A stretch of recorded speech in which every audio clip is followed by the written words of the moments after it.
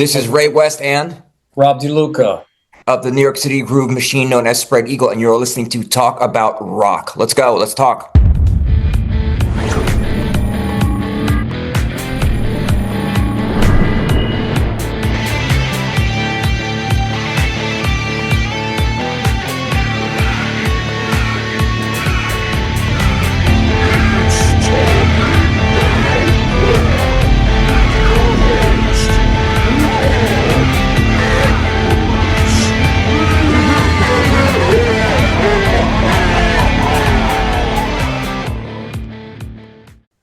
Today we have a power rock band formed in New York City. Spread Eagle quickly became a notable force in the rock world with their raw and powerful sound. And with their debut album, they gained critical acclaim, particularly for the hit single, Switchblade Serenade, which received significant MTV airplay. After the band's success of their debut, the band's influence and legacy have only grown stronger, allowing them to maintain a global following as they tour and bring their unique street metal sound to the audiences worldwide. And they're set to release their new album, The Brutal Divine, on June 12th via Frontiers Music. Now, let's welcome Ray West and Rob DeLuca from Spread Eagle. Guys, how's it going? That intro was cool. I want to be a part of that band. That sounds cool. That's how we roll here, man. So, Ray, good to have you here. Rob, good to have you here. Definitely. I don't know if you call Ray. We chatted a while back. You were working on a project with Steve Gordon, and I was like, got new Spread Eagle material coming out. Let's get you guys back. So let's jump in here, Ray. So the last release was the latest release, I should say. This is the first since Subways to the Stars in 2019.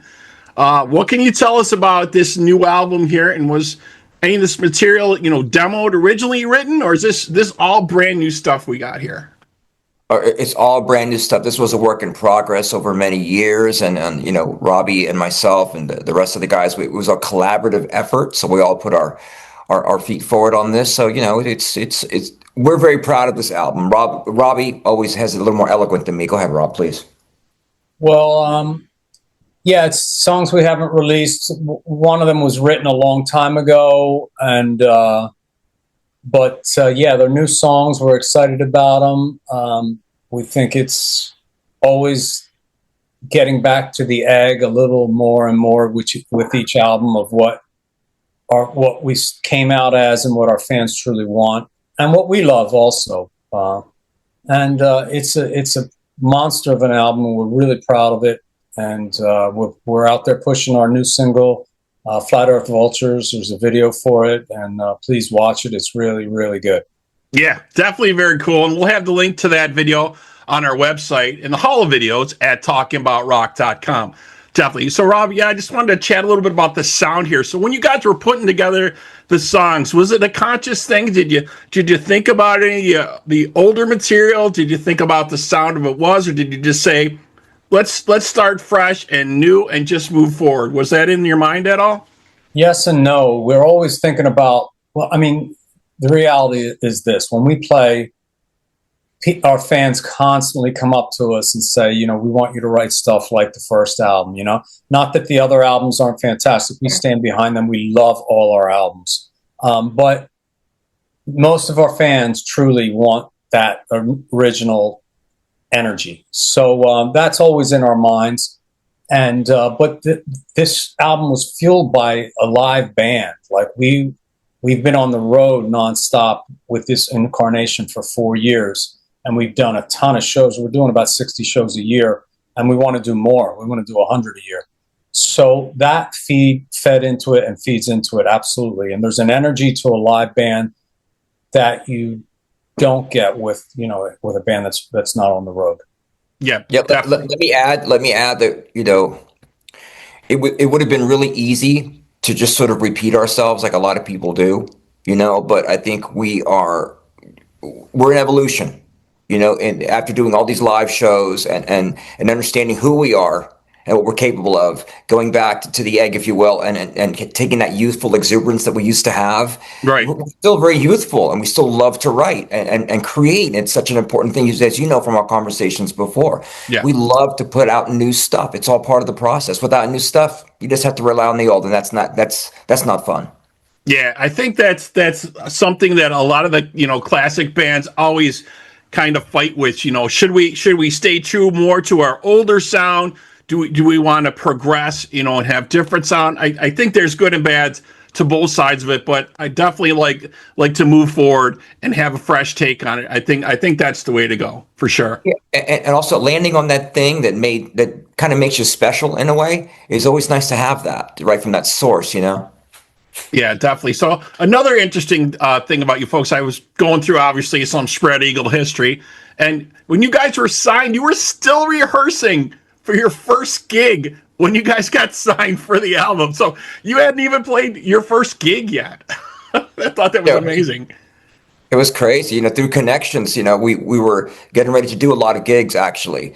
We could have just done the whole stale showcase route where you're sitting down, everybody drinks beer, and it's just very, very, very stale. So we got lucky in the sense that people would come down to the rehearsal space, and they would just sit them down in front of us and just hit them in the face. They saw they saw us in the reel, so that was pretty cool, Right, and MCA, I think it was MCA signed you guys, right? Out of the gate, right? Oh, yeah, a gentleman named Bruce Dickinson came in. Not Iron Maiden's Bruce Dickinson, but the very more cowbell Bruce Dickinson. Always got to have that, definitely. Also, it's important to say we have been trying to get signed for years and years in our respective bands, and we were all pretty sharp. And it was a matter of us coming together with Ray, and we were ready right away. So even though it's true, and I'm not making apologies, but even though it's true, we got signed after about 3 months of being together. We have been doing dozens of shows and showcases and trying everything to get a record deal, but we all needed each other. We needed Ray, and hopefully he needed us. He's still here, so hopefully it looks that way. We all needed each other to have that special ingredient, where all four people were strong and their own characters, like a Kiss or, a band like that, where the Beatles were, everyone has an identity and a strong input. So. Right. I think that's super important. Oh, yeah. Definitely super important. Yeah. So we were ready. Even before our first gig, we were ready. We didn't have enough songs. We continued to write the album in the record plant, but we had a handful of songs, and we were ready. Right. I find that interesting too, to kind of hear some of that. Back in the day, a lot of bands didn't have a lot of material. They wrote in the studio, and obviously we know that's super expensive to do nowadays, and everybody has home studios, and that's totally different. Another story which I find quite intriguing was Autograph when they got on the Van Halen tour. They didn't even have a name yet. Wow, when they got asked to be on the tour, they came up with the name on the way to the show. So it's whatever works, whatever you guys got to do. So Autograph obviously didn't have turn up the radio while they were touring. I mean, they might have it written, but it wasn't a hit when they were touring with. No, they were just putting stuff together. They were just starting out. Yeah. Did that come through like friendship or? Yeah. One of their friends used to jog with David Lee Roth.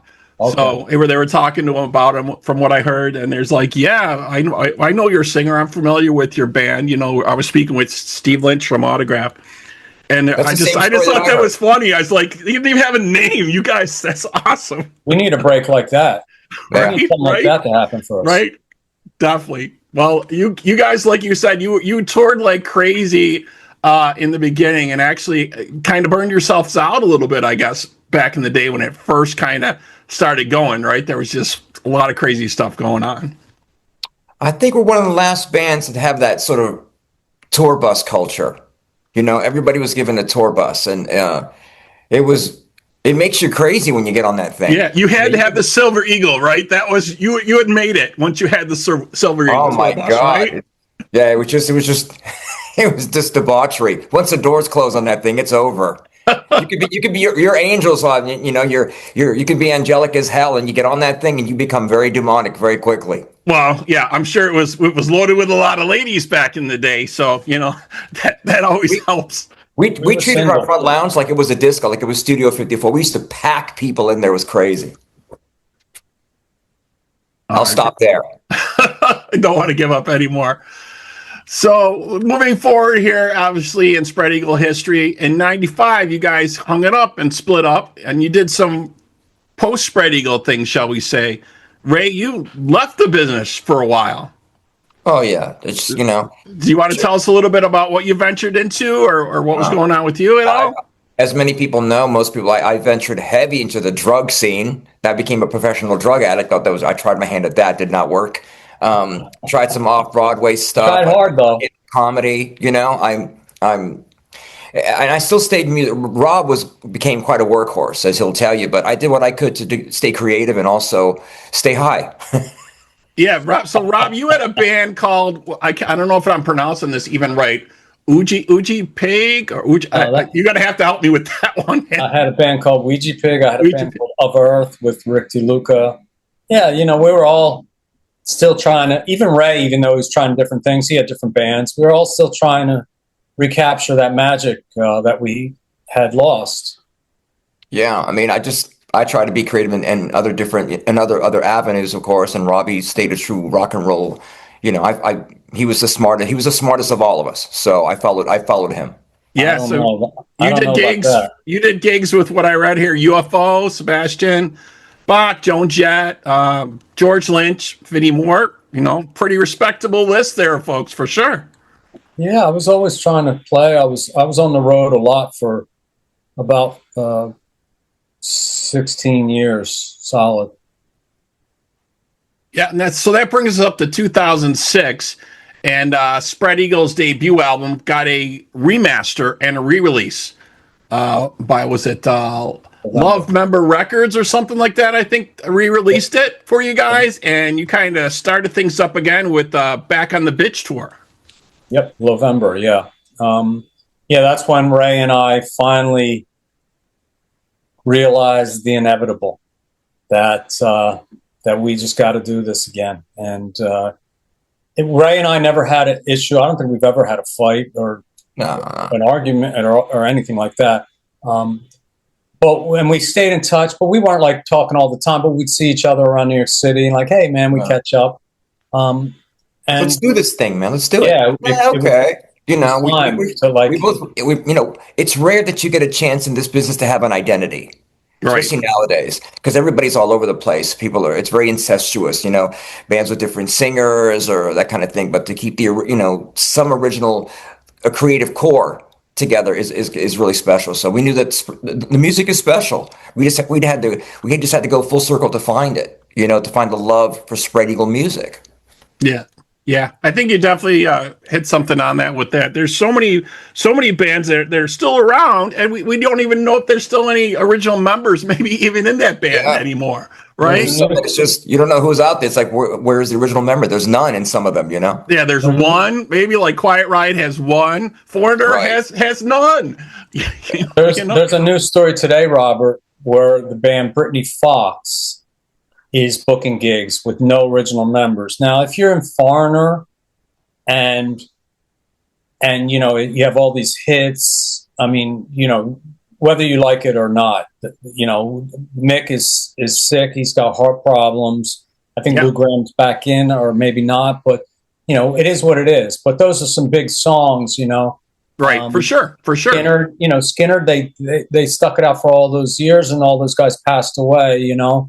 And they brought in Ricky Medlock, and they brought in Ronnie's brother. Yeah, we talked to Ricky a while back about that. Yeah, but the band I mentioned, I just forgot their name. Brittany Fox. Brittany Fox. Yeah. I was going to say Britney Spears. She's coming back Fox. too. I don't know those guys. I do know the original drummer, Johnny D, who's long gone. I don't know those guys. I don't have anything bad to say about them, but they're not really big enough that people would be like, let's go see him to hear those songs. That's going to be a hard sell, I think, for that. Yeah, that's going to be a hard sell. And you're so right. A band like Foreigner with you can name hit after hit all day long. We could just name Foreigner hits from the radio. You know what I mean? For me, it's got to be Lou Gramm singing. I'm sorry, that's just the way it is. But nothing against their current singer. I'm like that. I'm a very OG band guy. I like, I'm all for the original voices and things like that. It's great to see bands like Queensryche with Todd doing so well. Yeah, Todd is great. Todd is awesome. And there's some great technicians that carry on the catalog, but they had a lot of catalog. You know what I mean? So it's like a journey thing. You know what I mean? A new singer, but it's a great catalog that everybody knows, and he does it well. So people are just branding over banding sometimes. But Queensryche is awesome.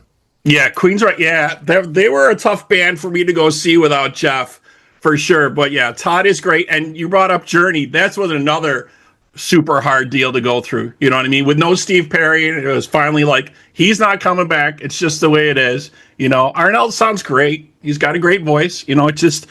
It's just you just don't have that same depth to it. When you don't have the original guy, it's just not there. But yeah, you lose the story. That's all. You know what I mean? You have the catalog, but you lose the story, that thing. You know what I mean? Yeah, definitely one of the hardest things to do to replace a singer. But so catching up here, so 2017, Spread Eagle. As you guys got several tour dates in Europe. Including Whole Metal Heaven, HRH Sleaze festivals. You did the Frontiers Music festivals. That had to be an amazing time. And another thing which popped up, which I thought was very cool, an Australian drag racing team on the West Coast pro modifies their stuff with Sounds of Speed as their official song for 2019-2020. That had to be quite unexpected, having that come up. Yeah, it's really cool. We have a fan who's his name's Corey. He races cars. He's involved with all that stuff. He's involved with the racing and piloting and sponsoring and all that. And he played. They were looking for a song. He played them that song, and they were like, "Yeah, let's run with it." So he edited a video of it.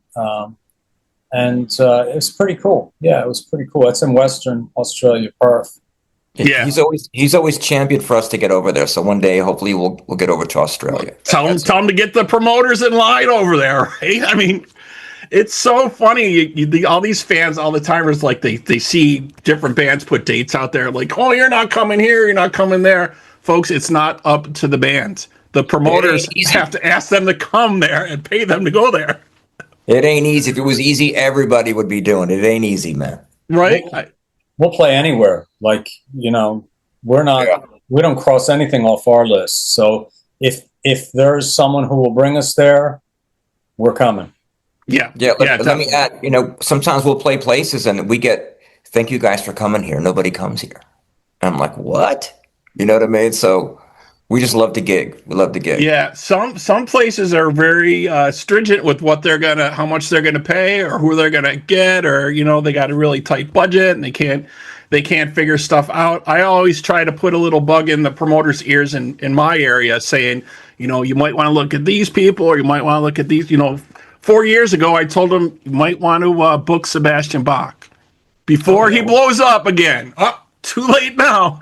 You're not gonna afford him now. But anyway, so another thing I wanted to ask both of you guys, and we'll start wrapping things up here, is we'll start with you, Ray. So I always want to talk about the current thing with AI. It reaches further and further into all aspects of life. What's your concern with it regarding the music business? What's your thoughts around that?